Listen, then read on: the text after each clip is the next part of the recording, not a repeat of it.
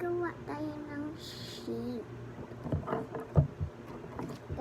Kukunin natin yung kulay natin at pencil.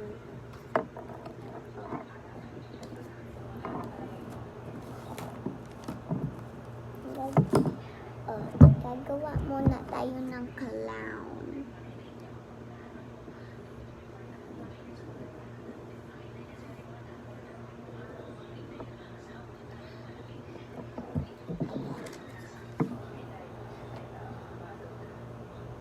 Ayan.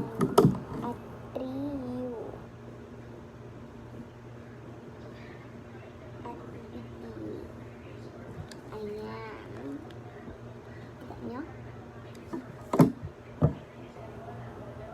At gagawa tayo ng kamay niya at ears. Ay, bawal.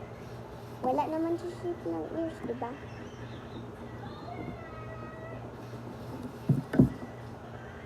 Gagawa.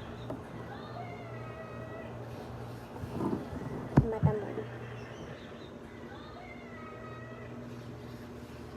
Tapos na tayo sa may mata kung anong mata na lang gagawa niyo. At mouth na lang, anong gagawa mo ng mouth?